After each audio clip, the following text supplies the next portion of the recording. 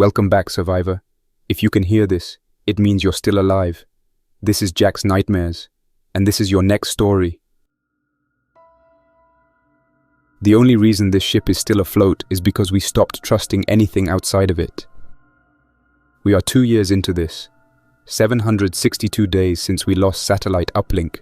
649 days since the last confirmed broadcast from Norfolk.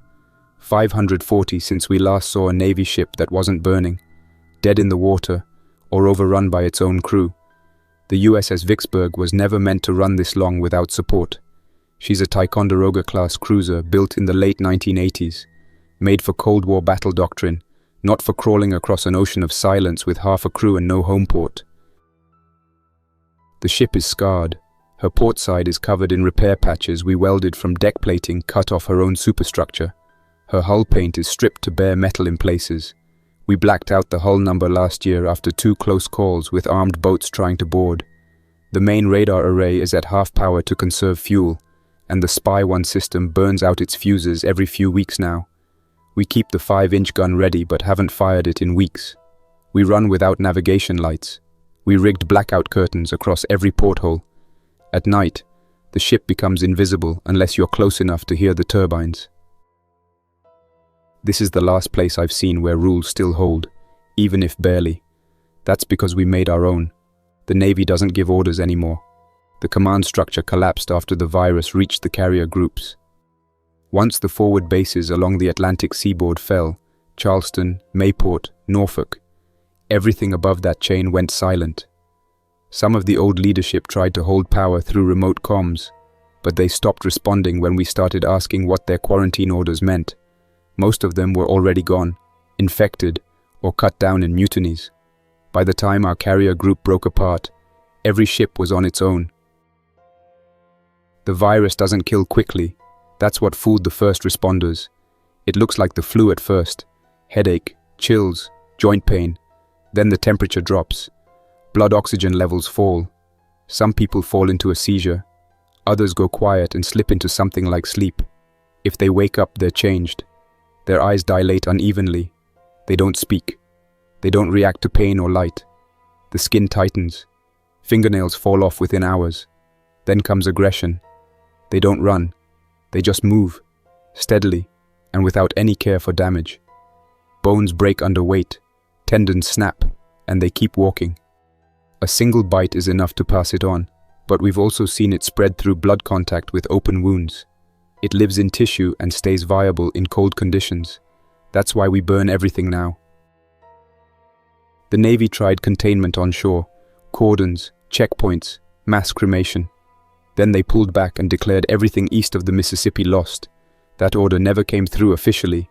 It was relayed from a signal tower, then another, then through a civilian ham operator in Tennessee. All we know for sure is that no one came to relieve us, and every forward base we pinged was either automated or dead quiet. We followed orders until day 57, then we stopped hearing anything. No SATCOM, no HF, just static. There were 248 people aboard Vicksburg at the beginning.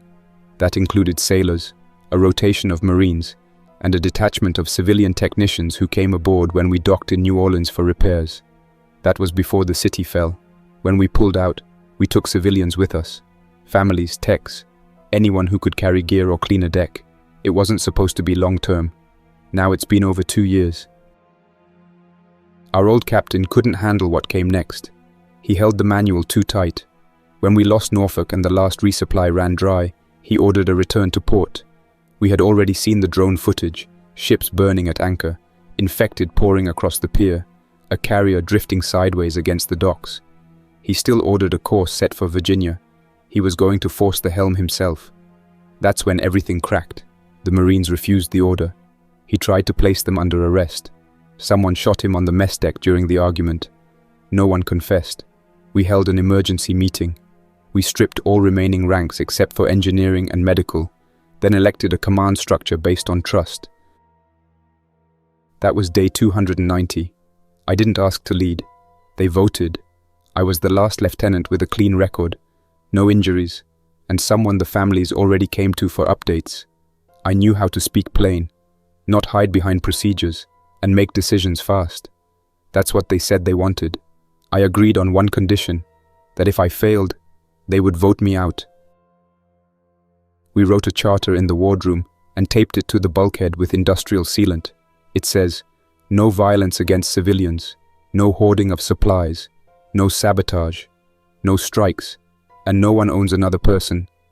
Every crime is handled by a tribunal, 5 members, mixed crew and civilian. We vote on strategic matters and on punishments that would result in isolation, expulsion, or execution. So far, we've only enforced isolation and confinement. But everyone knows the third option is still on the table if someone puts the whole ship at risk. People don't ask what day of the week it is anymore. We track time by fuel logs, ration cycles, and turbine hours. The mess serves 1 hot meal per day. Water comes from desalination, but filters wear out fast. We have a maintenance team that works almost full-time rebuilding the evaporators from scrap. The medbay has been stripped to essentials, painkillers, antibiotics, IV kits, wound dressings.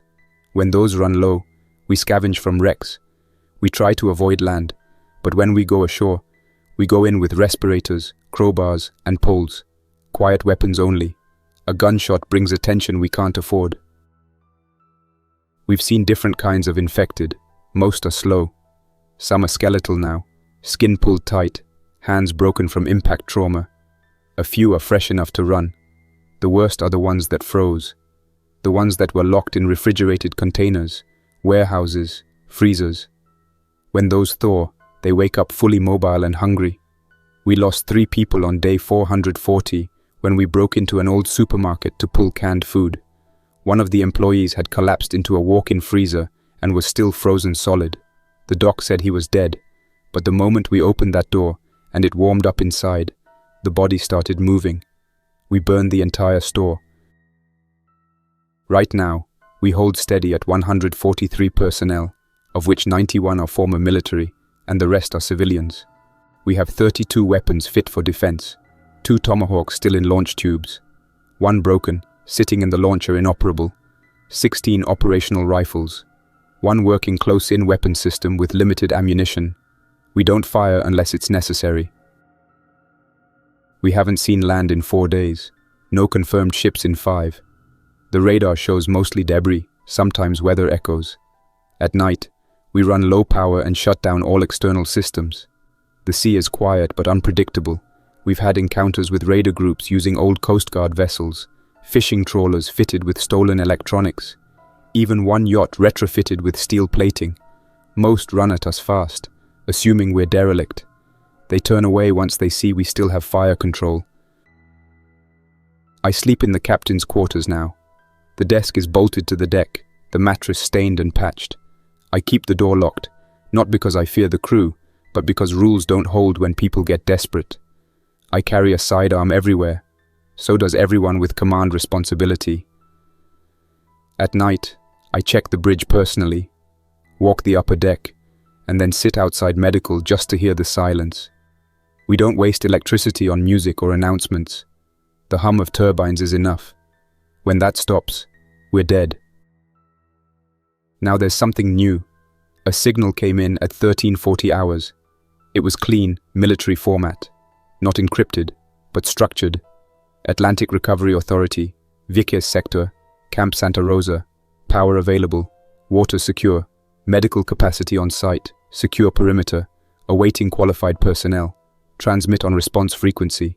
Then it loops, and loops again. The voice is male, no emotion, calm. We haven't heard a clean message in over a year.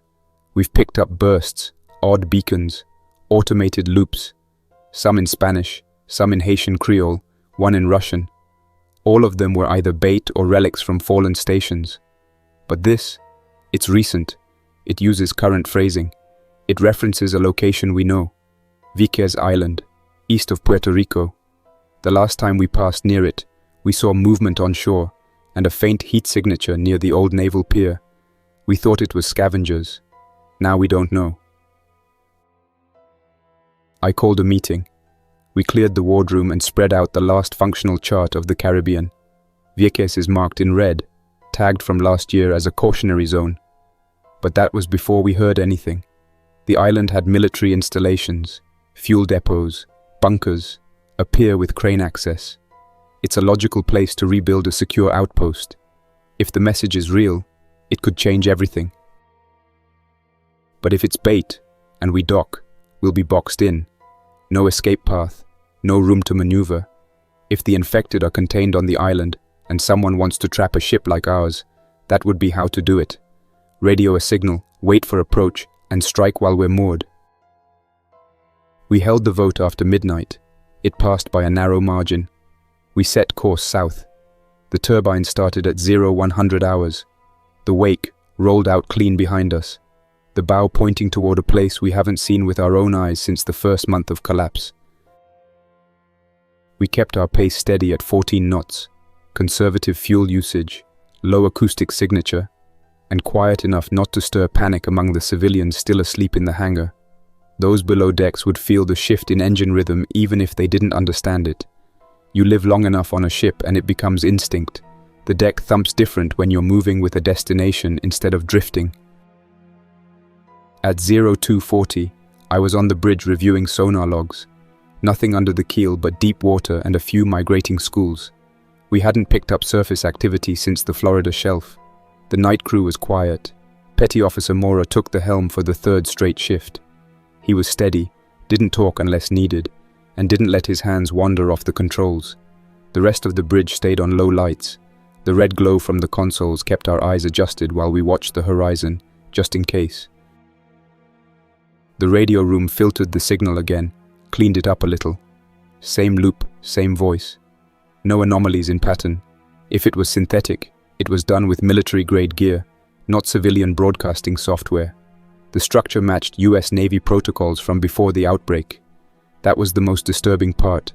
It didn't sound fake. It sounded official. It was either someone trying to look like a command structure, or remnants of one still clinging to procedures they were told never to abandon. We crossed into warmer water around 0500. The temperature readings from the seawater intakes rose slightly. That mattered. It meant the infected would be more active if any had survived in sealed containers or coastal storage. We've seen how temperature correlates with mobility. Below 32 degrees Fahrenheit, they become sluggish. Below 25, most of them become unresponsive.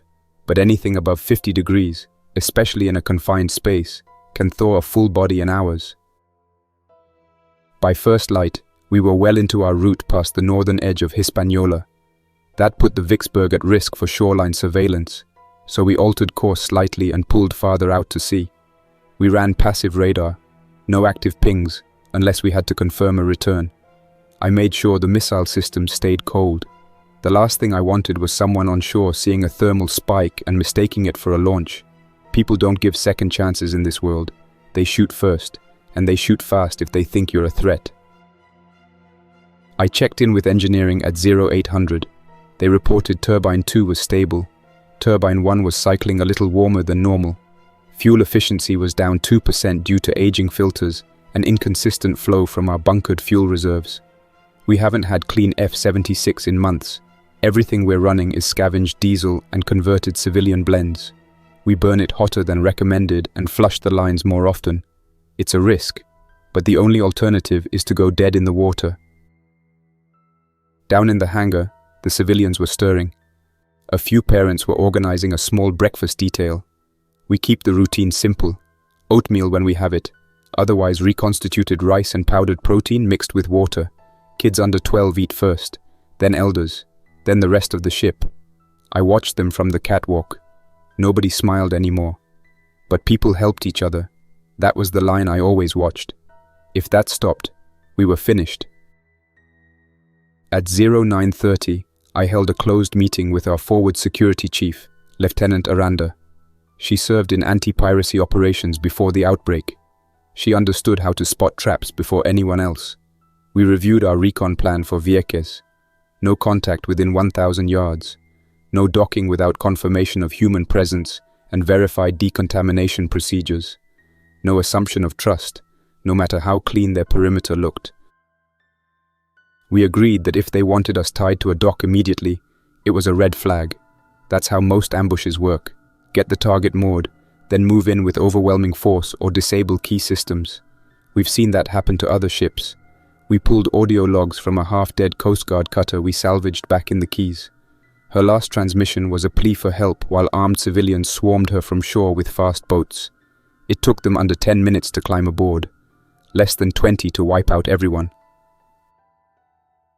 Aranda suggested we prepare a first contact package. She wanted 2 armed personnel, 1 medic, and 1 civilian liaison. Small enough not to provoke, but strong enough to protect themselves. I approved the list.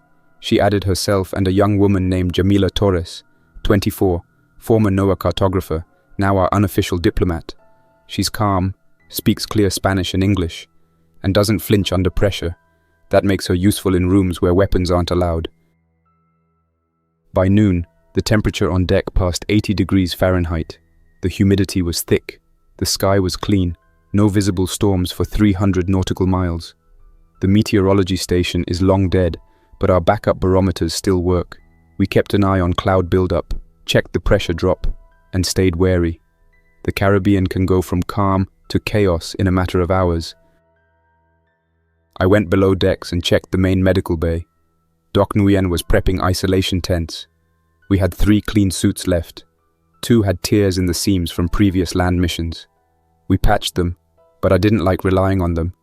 He was boiling surgical tools in a pressure cooker over a portable burner. Steam filled the room.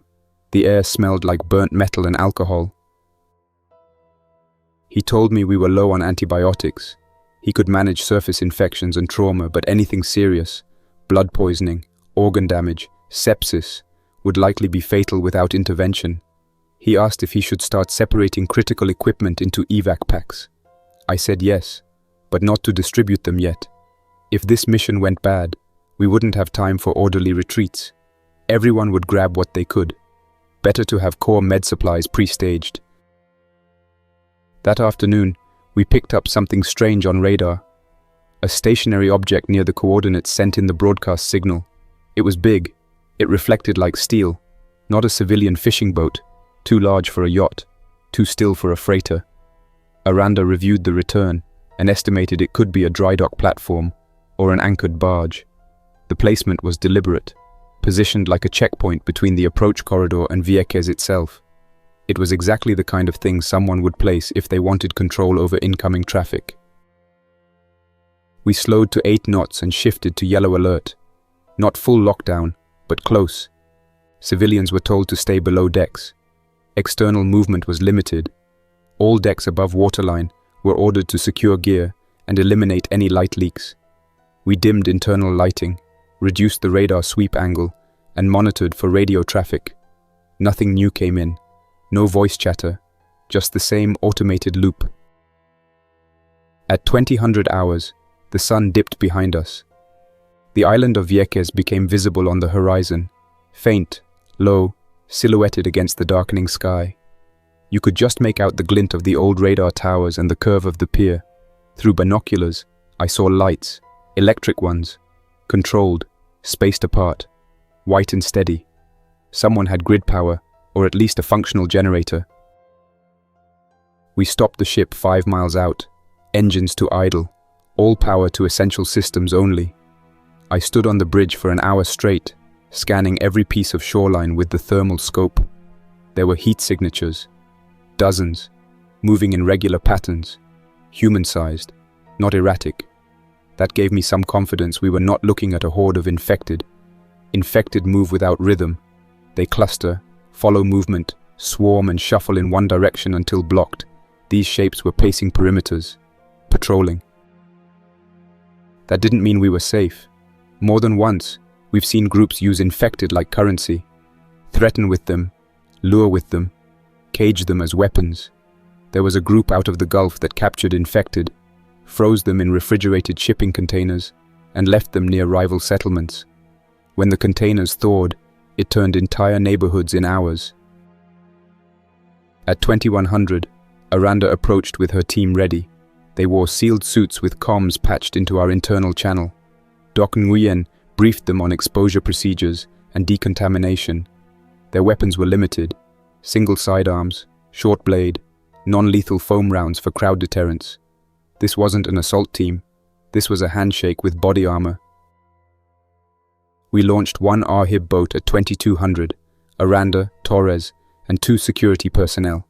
The water was calm, no wind. The outboard engine buzzed steady. The RHIB cut through the sea, spotlight off, running dark. We tracked them from the deck with night vision. Through the scope, I watched their small hull get closer to the main dock. No hostile movement, no sign of infected. At 22:33, they reached the dock and were met by 6 armed figures in mismatched gear. Some military surplus, some civilian. One had a thermal vest, 2 wore masks, all carried rifles. Aranda's voice came through on a tight band transmission. Initial contact made, hostiles unknown, holding position, requesting approval for step forward approach. I paused for less than 3 seconds, then gave the go. No shots, no shouting, just measured movements. The armed figures waved the team toward a checkpoint under one of the old loading cranes. The infrared picked up floodlights beyond it, a covered area. I saw more heat blooms, at least a dozen. If this was a trap, it was elaborate. If it wasn't, it was the most organized location we'd seen in 2 years. Then the signal dropped. No static, no distortion, just a hard cut. The comms went from clear to nothing. I checked the panel. Torres' feed was blank. Aranda's telemetry, dead. I tapped the screen twice and checked the diagnostics. The encryption handshake hadn't failed. There was no interference warning. The broadcast just stopped, like someone hit a kill switch. I stood there on the bridge staring at a blank screen while the deck buzzed under my boots. We'd just put 4 of our best people ashore. We were 5 miles out, weapons offline, and visibility dropping as the temperature climbed and haze rolled in off the coast. If this was the first move of a power play, we'd just walked into it with open hands. The operations officer next to me looked up but didn't say anything. He didn't have to. I could see it on his face. He wanted to power up the 5-inch, call GQ, start spinning up the launcher and point it dead center at the pier, but I held him back. One wrong move and we'd be doing what everyone out there already expected, reacting like a wounded animal. I radioed down to combat and told them to prep VLS, but hold fire control offline. Then I called down to the comms shack. I told them to reroute and reping the RHIB on all 3 backup channels, both encrypted and open. We burned 10 minutes trying to hail them. Nothing, not a word. No burst signals, not even an emergency beacon. I gave it 20 full minutes before making a move. I stood with my eyes fixed on the shoreline through the thermal scope. The checkpoint remained lit. Movement continued. No gunfire, no panic. One figure even stepped back and lit a cigarette. That told me something. If there had been violence, it didn't reach the pier. I called a council in the wardroom. All section leads, security head, and 2 civilian reps. I laid out what we knew and didn't dress it up. I said, 4 of ours went ashore, signal cut, no signs of combat, no visual distress, but no contact either. I said the possibilities were 3. 1, comms were jammed locally, either by accident or design. 2, the team was separated or detained and their gear taken. Or 3, they chose to cut contact. That last one sat wrong with most in the room. It sat wrong with me too. Aranda was loyal, disciplined. She wouldn't make a call like that unless she saw something that made her question who we were taking orders from. Torres was too careful. She wouldn't break protocol. If they shut their own comms, it was because someone told them to. Some of the crew wanted to go in guns up. Others wanted to pull anchor and turn north. I shot both ideas down. We'd already voted. This mission wasn't over. Not until we had confirmation. One way or the other. I made a call to prep a second RHIB.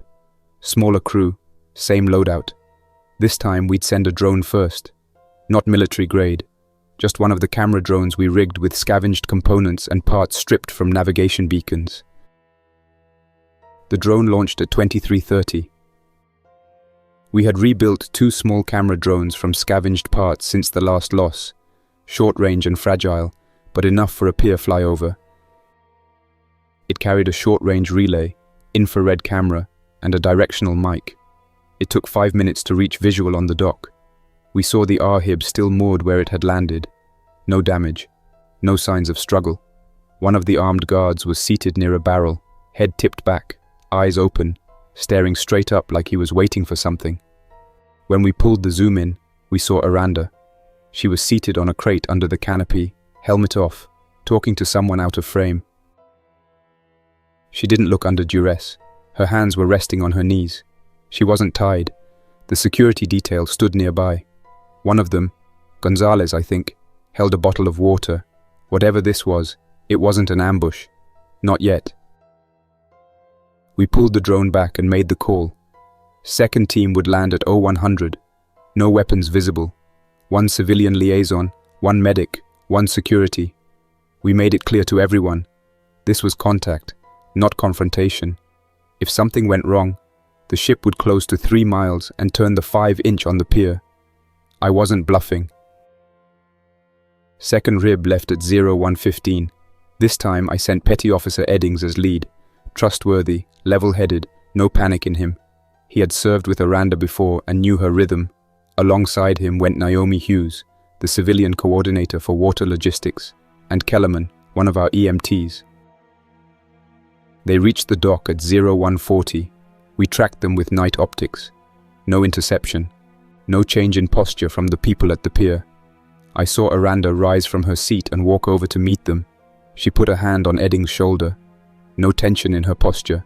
She leaned in and said something. He nodded. 10 minutes later, he radioed back. "Commander, this is Eddings. We're secure. Communications blackout was deliberate. Local protocol on entry. Shortwave signal disruption enforced on approach.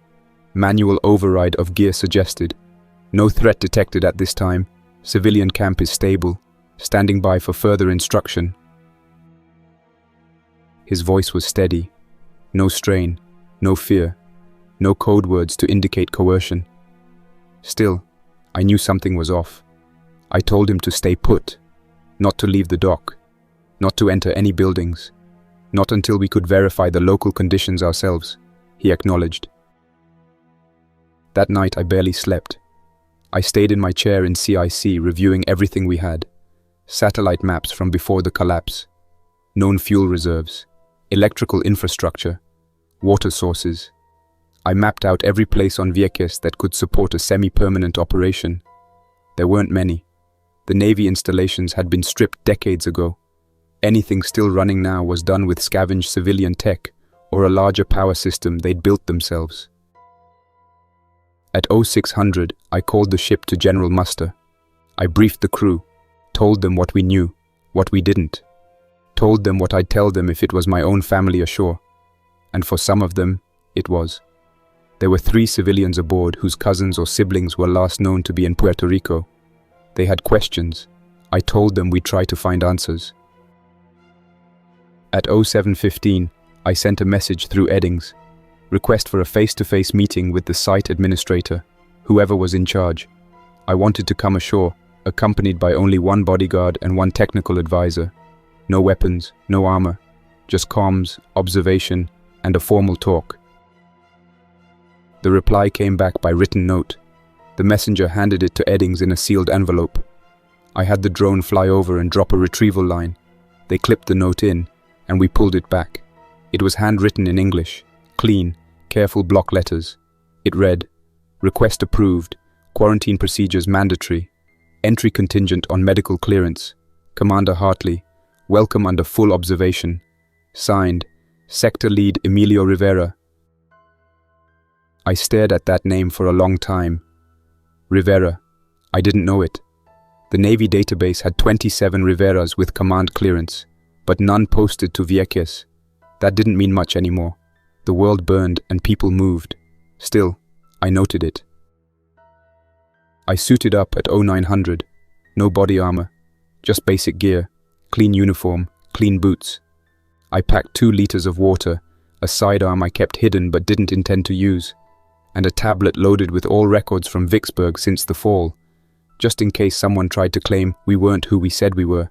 Lieutenant Jennings came with me. She handled comms and encryption. She knew how to look official without needing to act like it. We launched at 0930. The water was still, clear down to 10 feet. The coastline didn't look hostile. Buildings were intact. Vegetation overgrown but not wild. Someone had been maintaining it. I saw cleared paths, placed fences, cut back trees. We approached under escort from 2 armed guards on foot walking along the pier. We stepped onto the dock at 0950. No trap, no ambush, just silence and heat. Rivera met us just past the checkpoint, standing beneath a faded canopy. Mid-40s, trim build, short black hair with grey at the temples. He wore a uniform made from Old Navy and Coast Guard pieces. Rank patch stripped off. No weapons visible, but there were 2 men behind him with rifles. His boots were clean. That told me more than the handshake he offered. No sand on the soles, no blood caked in the treads, no frayed laces. They had regular access to clean water, to basic maintenance, to order. That didn't guarantee anything about their ethics, but it showed they weren't scavengers holding a camp together with string and fear. Rivera greeted me by name. I didn't answer with mine. I just nodded. We had to keep this professional and cold. "You'll follow us through processing," he said. "Standard procedure, no exceptions." He gestured past the dock checkpoint, toward a square tented area with low fences and a sealed canopy. 4 personnel waited at the entry. 2 wore surgical masks and carried scanners. The other 2 had sidearms and gloves. One held a clipboard. The gate clicked open as we approached. They didn't search us. They didn't pat us down either. Instead, we stood in a quarantine tunnel. Hot mist sprayed from overhead nozzles. My eyes stung. The liquid smelled of peroxide and iodine. I kept my mouth shut tight. The whole cycle lasted 30 seconds. Then, a loud blower came on overhead. Hot air ran over our clothes and skin. I could feel it drying the front of my shirt as it hummed past. The man with the scanner stepped forward next. He waved it over my body from head to foot. It beeped a steady pattern. Not civilian gear. Definitely scavenged from a military med lab. They were looking for elevated surface temps, maybe spore presence if they had the filters. He did the same to Jennings. We passed. Then came the clipboard. The woman holding it asked basic questions. No small talk. Just, have you sustained any bites, scratches, or contact with bodily fluids in the last 7 days? I answered no. Have you knowingly been exposed to any confirmed infected? No. Have you consumed any food sourced from unrefrigerated civilian caches? No. Do you suffer from fever, chills, joint pain, blurred vision, or memory gaps? I hesitated a second on the last one. I gave the right answer. Once that was done, they handed us light plastic tags and clipped them to our shirts. Color-coded. Mine was blue. Jennings was yellow. I didn't ask what they meant. We'd figure that out soon enough. Rivera waited just past the canopy with his arms folded. He didn't offer apologies or explanations. He just nodded once, then turned and walked. Camp Santa Rosa was laid out across what used to be the Naval Ammunition Support Detachment Pier Complex. Most of the buildings were prefab concrete with steel doors. Some looked original. Others were modular units hauled in from civilian sources. The layout was organized into zones: medical, intake, living quarters, power generation, and restricted. As we walked, I counted personnel. Some armed, some not. Total visible: 36. Of those, at least half had uniforms or parts of them. Boots were mostly military issue. Several carried radios with long-range antennas. They moved in twos. None looked hungry. That mattered more than anything. Children were visible near the center of camp. 3 girls and 1 boy, seated on cinder blocks with a chalkboard behind them. A woman taught from a binder. She wore a volunteer badge clipped to her collar. No weapons in sight. A soldier stood nearby, hands clasped, eyes scanning the perimeter. I didn't see fear. I didn't see comfort either. It was duty, controlled. Rivera led us to a small building marked Administration. Inside, clean walls, a fan running from a ceiling hook, and 3 folding chairs. A laminated camp map was pinned to the wall. He pointed to a red square marked Reefer Zone. Then he pulled out a folder and slid it across the table. It was a formal intake document, 7 pages. The top read, Temporary Integration Agreement, Naval Class Visiting Vessel. It was drafted using what looked like pre-collapse templates. It outlined mutual expectations, medical clearance, weapons surrender ashore, assigned work rotations, access limits, supply contribution tiers. The entire third page was dedicated to Vicksburg's desalination capability, power capacity, and repair personnel. "We're not asking for full integration," Rivera said, "but if your people want land access, safety, and resource sharing, we need to stabilize the grid. Your ship can give us that." I didn't answer right away. I flipped the pages. Page 5 referred to a containment buffer asset zone. I asked him directly what that was. He didn't hesitate. "We store infected, frozen, in reefers, sealed units. They're not exposed to the camp. It's a defensive measure. Raiders have hit us 3 times in the last year. Once they knew we could release 100 infected at the road choke point, they backed off." I kept my face still. "How are they powered?" Rivera answered with a short nod. "Diesel, 3 linked gensets.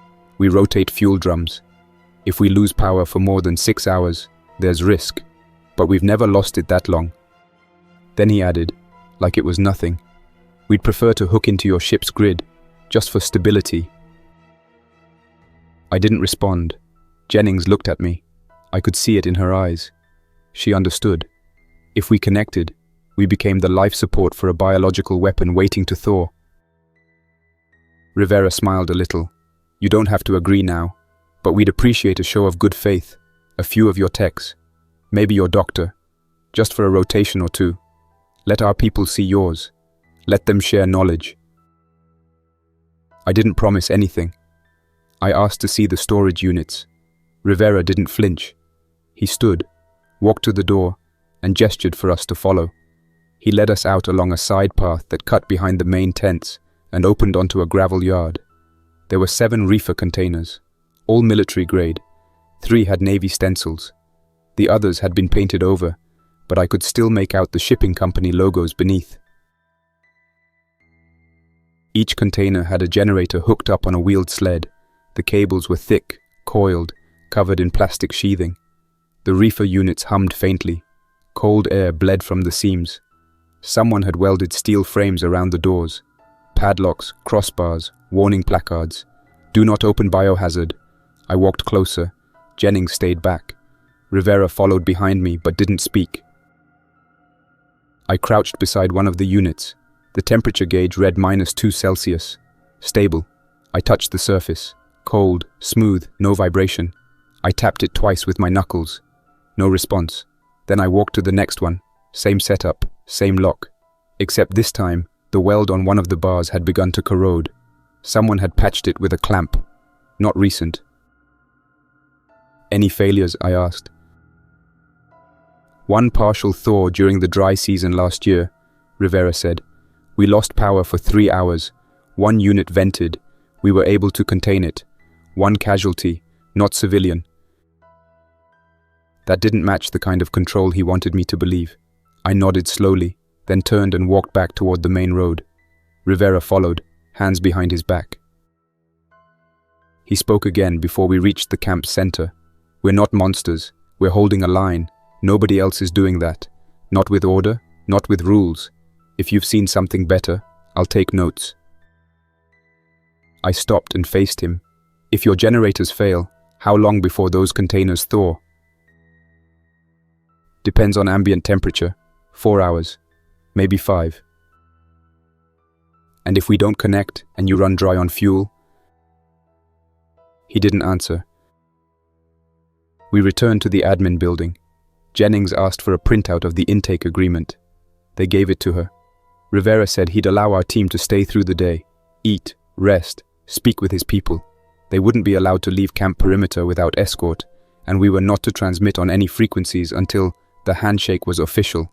I said we'd comply for now. At 1300 hours, we returned to the Arhib. Eddings met us with a quick nod. He looked unsettled. When I asked what was wrong, he said Rivera's men had asked him 3 separate times how many turbines we had. Then someone else asked about desalination filters. Someone else asked if we had a second doctor aboard. None of them asked where we came from. We pushed off and made for the Vicksburg. The ship held position at 5 miles. The crew lined the rails as we returned. Security opened the brow. I stepped aboard, walked straight to the bridge, and called a senior staff council for 1400 hours. I didn't speak until everyone was seated. The wardroom was at capacity.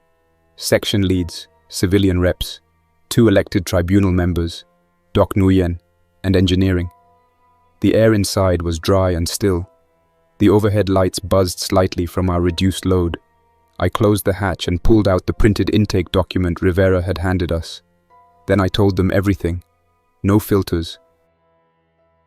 I started with the layout of the camp, described the personnel, power infrastructure, the quarantine process, the school. Then I moved to the offer, grid integration, shared water, food exchange, limited movement ashore. Then I described the reefer containers, their purpose, their placement, their temperature readings, Rivera's calm attitude about all of it. Some of the crew already knew part of it, others didn't. There wasn't a sound in the room until I laid down the last sentence. If we agree to supply power, we become the only thing keeping that threat locked in. If we walk away, they burn fuel until they can't, and then it fails anyway.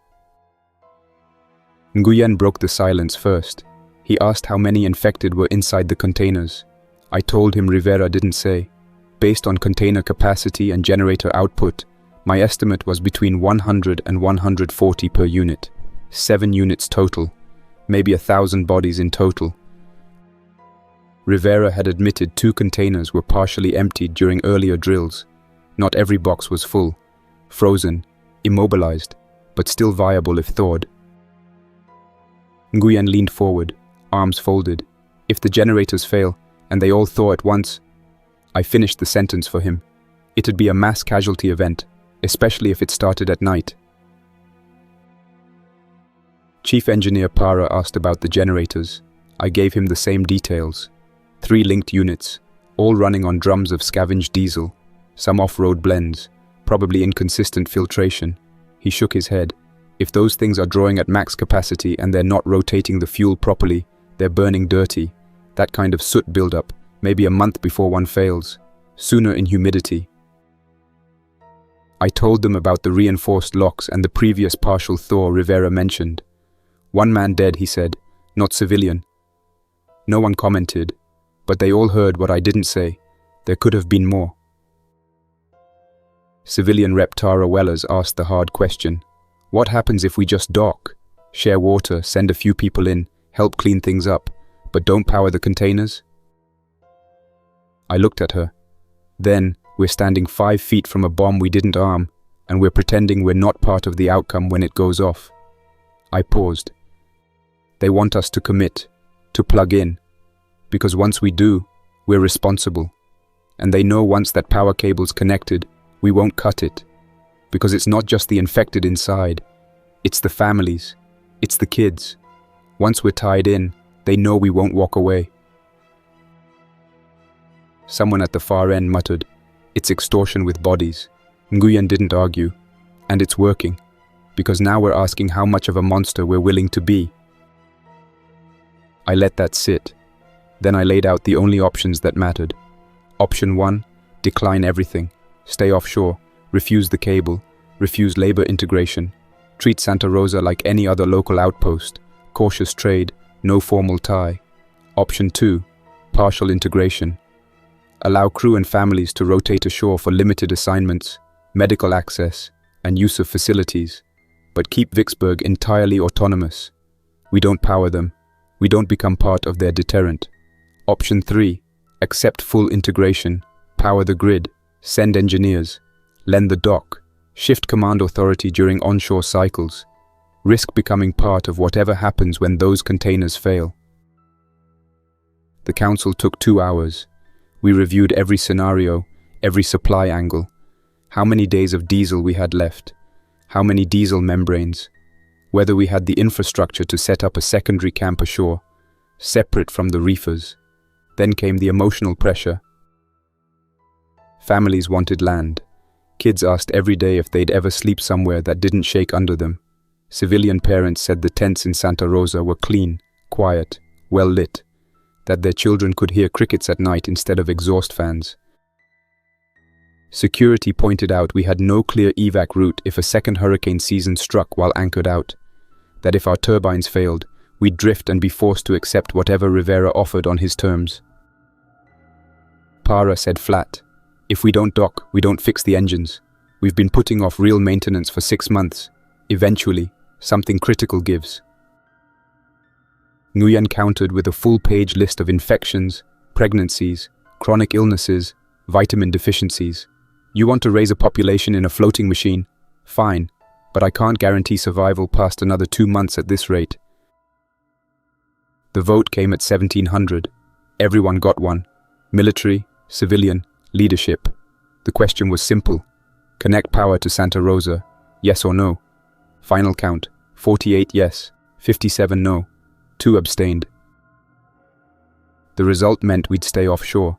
We'd allow limited rotation. We'd use Santa Rosa as a waypoint, not a destination, and we'd keep our grid closed. I locked the intake agreement in the safe. That night, someone left a note on my cabin door. It wasn't signed. Just 6 words, block letters on paper torn from a food wrapper. "Let the families choose, not you." By morning, the pressure began. 3 families requested formal transfer to Santa Rosa. 2 were civilian. 1 was a sailor with a child under 5. All cited environmental stress, long-term suitability, and food stability as the reason. They weren't wrong, but if we allowed transfers, it would send a message that Santa Rosa was a better place to live than the Vicksburg. I called a second vote at 0900. This time, the question was limited. Allow voluntary civilian transfer to Santa Rosa, yes or no? The vote passed, 62 in favor. We set the first transfer at 1100. 2 families, 7 people total. Each was given a sealed ration box, a comms beacon, and a letter of protection signed by me. We launched them in a RHIB under escort. They were received at the pier with no incident. Rivera himself came down to meet them. He shook each hand like it was a campaign trail. I watched it all through the scope. I watched Rivera nod and smile and gesture toward his tents. I watched the families disappear behind the checkpoint. Then I watched one of Rivera's men walk back to the dock and cut the comms beacon cable. Quietly, without looking around, he pocketed the wire and walked back to the gate. I logged the whole sequence. Then I ordered the next RHIB transfer postponed. By that afternoon, the Shore First faction aboard the ship started organizing openly. They weren't violent, they didn't threaten anyone, but they held meetings in the hangar, they wrote signs, they drafted proposals. They had one demand: resettle at Santa Rosa in full and start integration with Rivera's administration. The problem wasn't their logic, it was their timeline. They wanted it fast, before we had answers, before we knew whether the reefers would hold, before anyone dared to ask what would happen if Rivera ever lost control of his own camp. At 2200, an attempted assault occurred in one of the lower passageways. Sailor on sailor, quick and ugly. It was stopped by a civilian who heard the struggle and intervened with a wrench. The victim refused to testify. The attacker was subdued, placed in restraints, and brought to tribunal at 0700 the next day. He claimed he was provoked, that he'd been denied access to Santa Rosa, that he had no future on a ship run by rules written on a piece of plastic bolted to the wall. The tribunal sentenced him to 40 days confinement and permanent removal from weapons access. It was read aloud at muster. I didn't soften the language. People needed to hear it. On day 767, we spotted a small boat moving toward Vieques from the south. Fast, low profile, civilian design. A typical raider layout. Outboard engines, light frame, cargo tarp. No transponder. No response to hails. Santa Rosa perimeter guards opened fire at 100 meters. The boat veered, then circled back toward deeper water. No return fire, no injuries. The guards didn't chase. Months earlier, off a Bahamian pier rigged as a fuel ambush, we had used one tomahawk to cut a chain of hoses before a squall shoved us onto the traps. That left one missile in the rack. Within an hour, Rivera's camp began moving fuel drums toward the reefer yard. I confirmed it with drone flyover. They were staging the generators, running tests.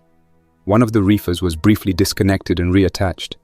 Another had its exhaust stack cleaned and cleared. It wasn't maintenance, it was preparation. Later that night, Rivera broadcast a general statement over the standard channel. To any hostile forces watching, Camp Santa Rosa maintains a last-line deterrent. We are not without defenses. We are not without consequences. He didn't mention the Vicksburg. He didn't have to. Everyone already assumed we were connected. Part of it. That was the real danger. Not the reefer containers themselves, but the perception that we were the thing keeping them cold. That meant if the reefers failed, if even one of them lost power and thawed, we would be blamed by both sides. Raiders would come for us thinking we were the control switch. Civilians in Santa Rosa would assume we let it happen. Our own crew would fracture down the middle. No matter what Rivera said publicly, the way he staged those drums, the way his broadcast was timed, it was a message to anyone watching the shoreline, or watching us.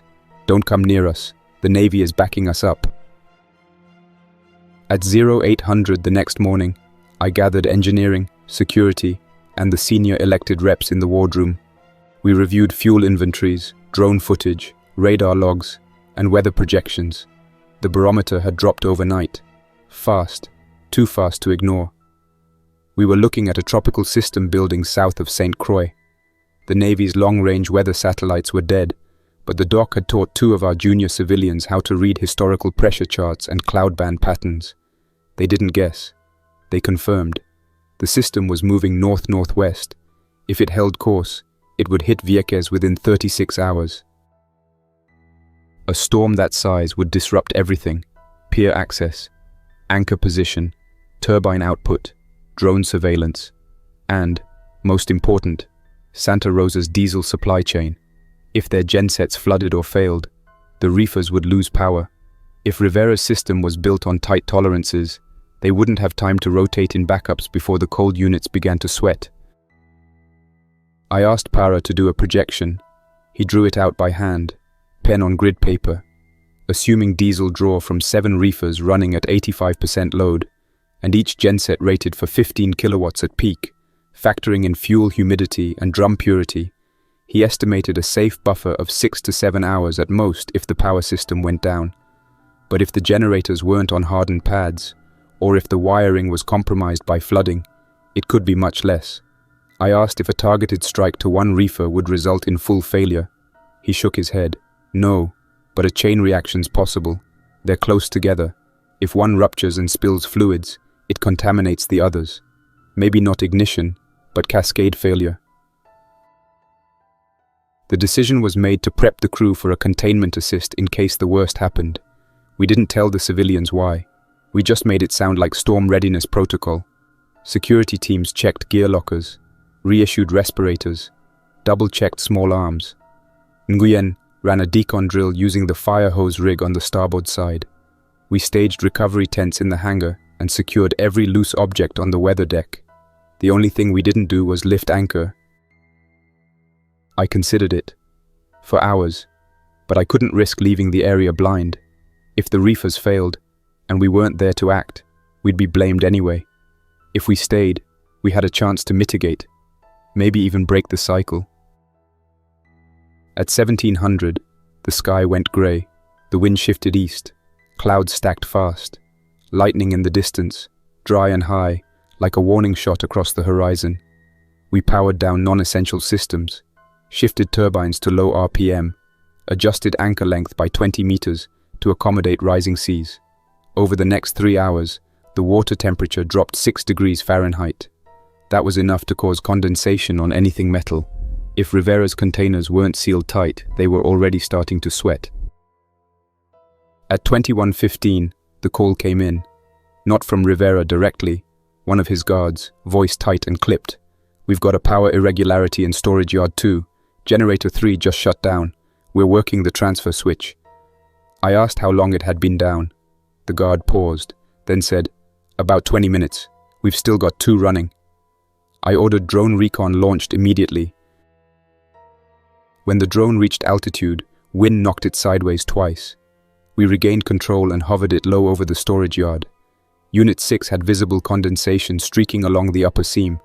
The lock had been wiped dry, recently. A second unit had one of its exhaust stacks taped with a rag and clamped with a rusted bracket. Improvised, not recent. One of the guards on site was manually fueling a genset under a poncho. The other was watching the padlock with his weapon slung low. No one was running. No alarm was sounding. That was worse. I called Rivera directly. His voice came through after 6 rings. I didn't wait. "You've got a failing unit. We see the sweat. How many degrees lost?" He responded calm. Too calm. "We're working it. The buffer's holding. It's not a full thaw." "Then open one and prove it," I said. "Pop a hatch. Let one of our people see the frost. You want to keep calling this a deterrent, you better make sure the gun's not wet." He paused. "We're not opening anything. You know the risk." "Yes," I said. "I also know the bigger risk is pretending it's fine until it's not. If you're wrong by 10 minutes, you lose the camp." He didn't answer again. The line clicked off. I dropped the drone lower. Thermal showed 2 warm bodies working behind Unit 6. One of them had a pry tool. Another was moving a fan unit with a loose belt.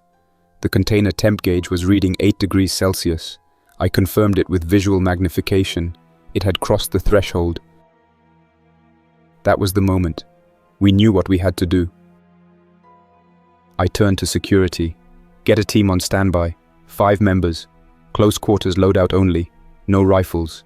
Respirators, cutters, poles, flashbangs. Hard contact scenario." Nguyen prepped the medbay.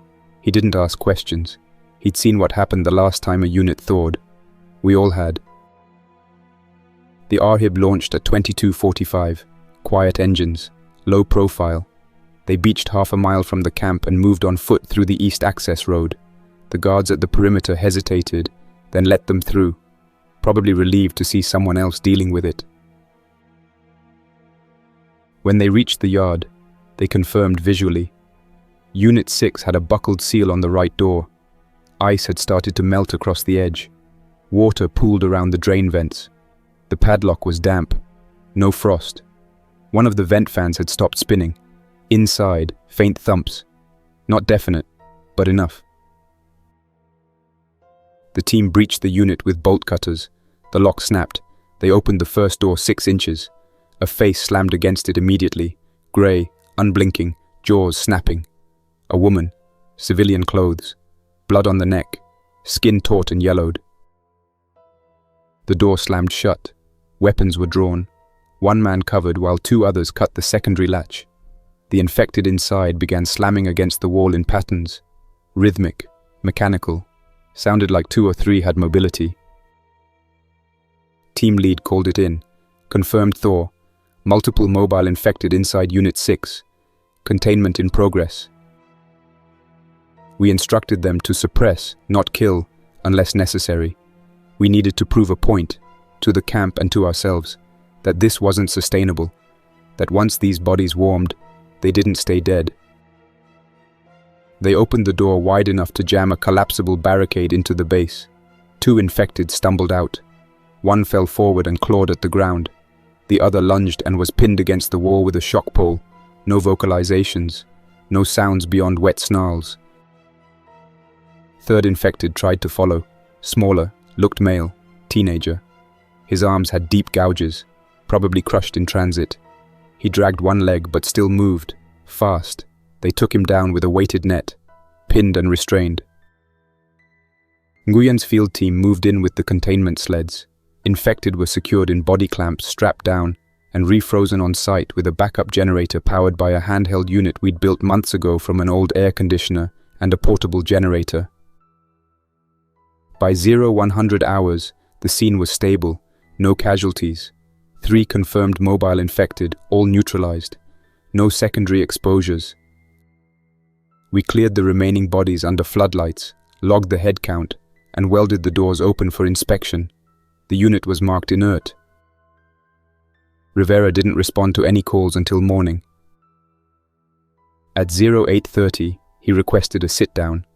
No guards, no press, just me and him, on neutral ground. I agreed. We met near the pier, inside one of the intake buildings. It smelled of bleach and rubber. I waited for him to speak first. He said, "We never meant to lose control. You know that. We were holding the line." I nodded, holding the line with people sealed in boxes, not a defense, a threat. He said, "What else did we have?" I didn't have an answer. I told him we were voting that night. Not on integration, not on diplomacy, on whether to remove the risk. 1 strike, precision, 1 missile. I called the senior counsel to the briefing room at 1600 hours. No one was late.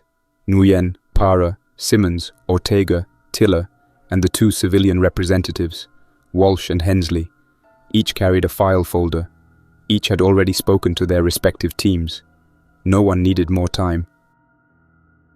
I opened the meeting with 1 sentence. This is not about punishment, it's about prevention. Nguyen nodded. If we wait for another thaw, the camp dies, and us with it. I laid out the options. Leave the reefers intact and hope Rivera maintains them. Try to extract the remaining infected by hand, 1 unit at a time, risking exposure and failure. Or strike. 1 tomahawk. Detonate in the center of the yard. No spread, no fallout, complete sterilization. Para confirmed targeting parameters were solid. The containers were in a clean grid with spacing. No civilians were within 50 yards of the yard. We could minimize risk to the camp. We took the vote. Private paper slips, counted once, then again. 7 for strike, 1 abstention. The room emptied without fanfare. No celebration, no anger, just quiet movement. Simmons stayed behind. He watched me seal the count in the logbook, then asked, "Who's going to tell them?" "I will," I said, face to face. Rivera met me outside the ops shack at 1900 hours. I brought the authorization sheet with the council seal. He read it without interrupting. "I figured this would happen," he said. "You waited as long as you could." I told him we'd fire at 2200. Civilians would need to clear the shoreline. The hospital tent would need to prep for smoke inhalation cases, just in case. He nodded, said, "We'll keep comms open. Don't wait for another confirmation." I returned to Vicksburg by 2000. The crew was quiet. No one asked questions. Every station did its job. Fire control ran the checklist twice. Targeting confirmed the storage yard at 18.15 north, 65.28 west. The middle of the storage yard, right on top of Unit 6. We increased standoff to 15 nautical miles to limit debris risk and keep the heat plume off the ship. I stood on the bridge and gave the launch command at 21:59. The missile launched at exactly 2200 hours. No broadcast, no warning lights. Just a deep thump as the tube ejected the round into the air. It climbed, curved, and vanished beyond the horizon. Flight time, 91 seconds. Impact, confirmed. The reefers ignited in a straight line, one after another. The thermal image showed the heat spike as fire spread across the yard. No secondaries, no chain reaction beyond the containers. Just clean burn. We held radio silence for 1 hour. When we broke it, Rivera's comms officer sent 1 sentence. No casualties. Confirmed sterilization. Yard is gone. The 2 families who had transferred earlier were accounted for at morning roll call in the camp. Nguyen ran diagnostics on airborne particulates. Minimal, mostly smoke. No biological indicators above threshold. The wind carried the plume inland and away from the housing quarters. That night, the crew didn't eat in the mess. They sat in smaller groups, some by the hangar, some by the stern rails. Quiet conversations. No one talked about the strike. No one said the word missile, but no one questioned it either. The next morning, Rivera transmitted a brief statement across the VHF civilian channel. He said, "We accept the outcome. We understand the decision. We move forward." The storage yard was declared permanently decommissioned. We saw on drone that they began dismantling the scorched containers with a loader and cutting torches. The bodies were never mentioned. A week later, we held a full crew assembly on the main deck. I spoke about the strike. I told them what the infected had once been, that it had been people stored inside those reefers, that we didn't know how they ended up there, that we may never know, but that by acting, we'd prevented worse. The crew didn't clap, they didn't cheer, they stood silent, listening, and when I stepped down, they returned to their duties like they always did. After that, Rivera proposed something new. He wanted to integrate 10 of his technicians into our engineering corps, diesel specialists, battery techs, and a few field welders. In exchange, he offered full access to the inland water source his people had dug out 2 months earlier. Gravity-fed, filtered, stable, better than anything we had on board. We held another vote. This one wasn't close. It passed with a strong majority. For the first time since the fall, we formed a joint operating group. Not under Navy command, not under Rivera's. A shared board, rotating chair, civilian and military voices given equal weight. Nguyen called it fragile, Para called it progress. I didn't name it, I just agreed to it. But not everyone supported it. 2 weeks into the joint operations plan, a supply team from the camp went missing. 4 men, no radio contact. They'd gone on a waterline survey to the western hills. Rivera sent a recovery drone. It found the bodies 5 miles inland. Executed. Not bitten. Not infected. Bullet wounds. Looted gear. It was the first hard evidence we had of another group.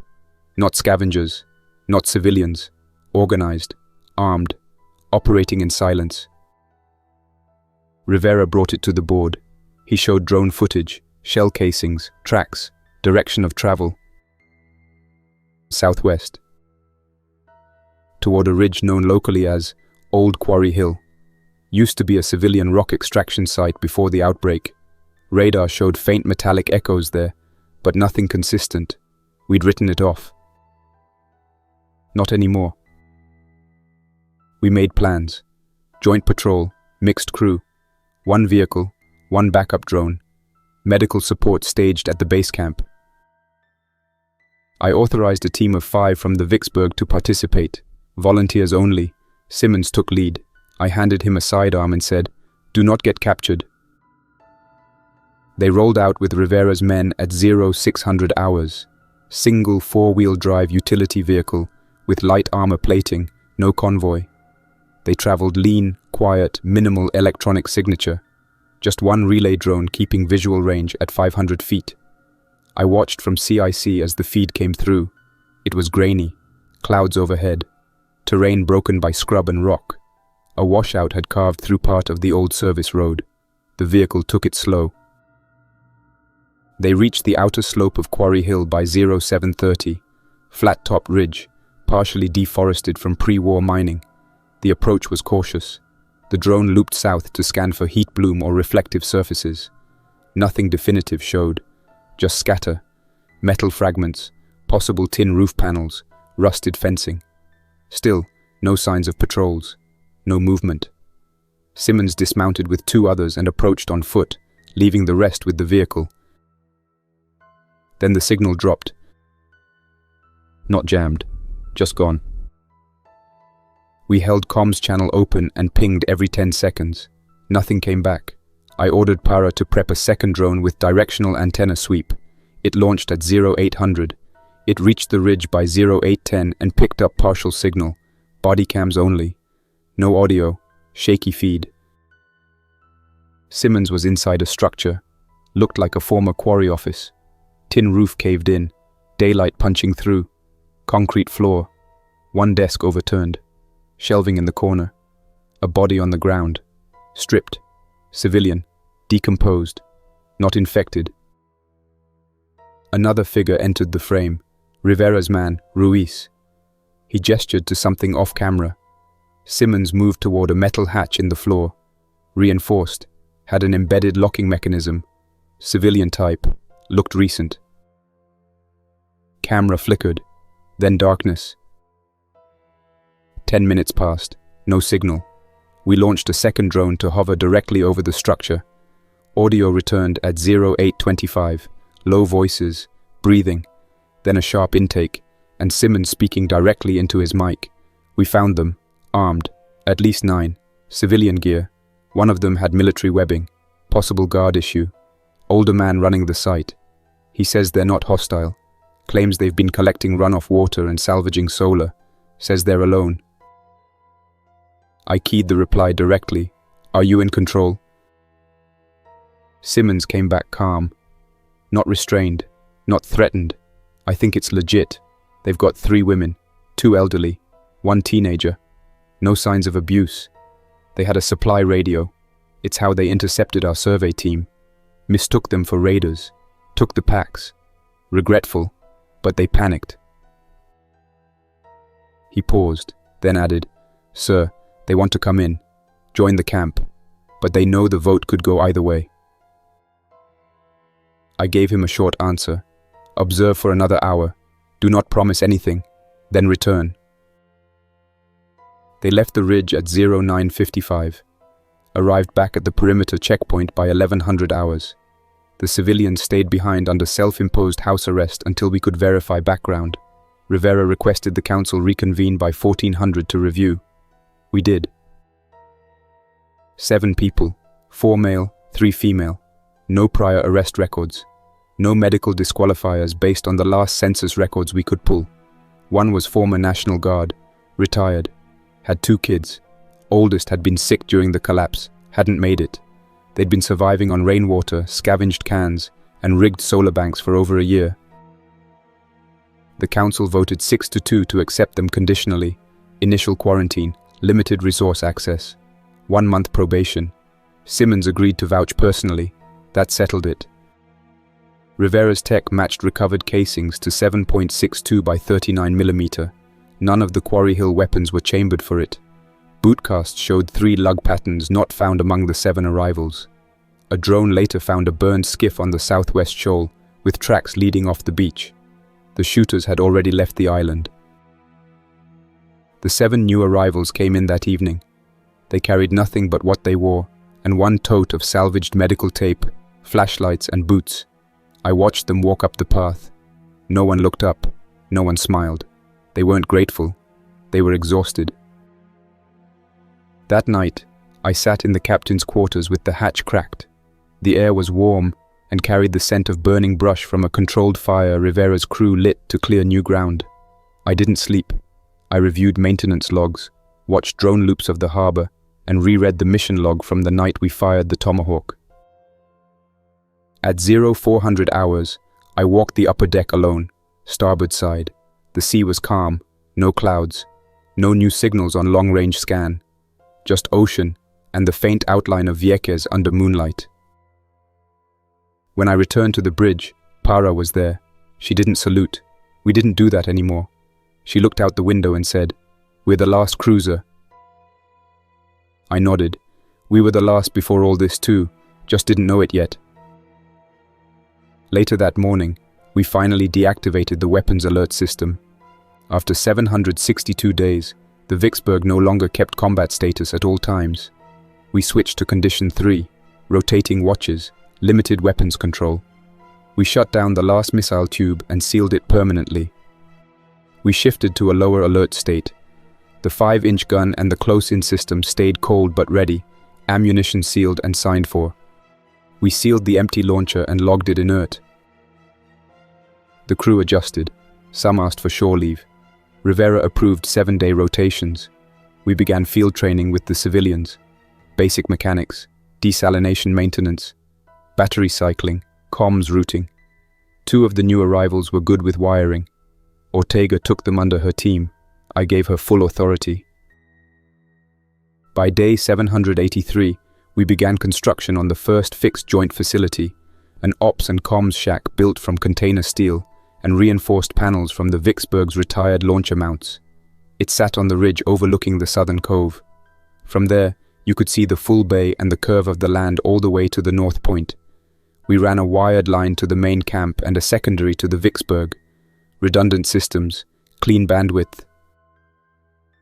I broadcast a message at midnight on day 790. This is Commander Blake Hartley of the former USS Vicksburg. We are anchored off Vieques. This island is under protected civilian control. We have shelter, clean water, medical triage, and joint governance.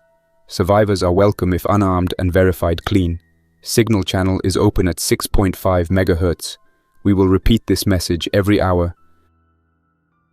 We picked up 3 replies in the first week. 2 were static. 1 was clear. A woman. Accent Midwestern. She said, "I'm listening. I don't know if I can make it, but I'm listening." We haven't heard from her since.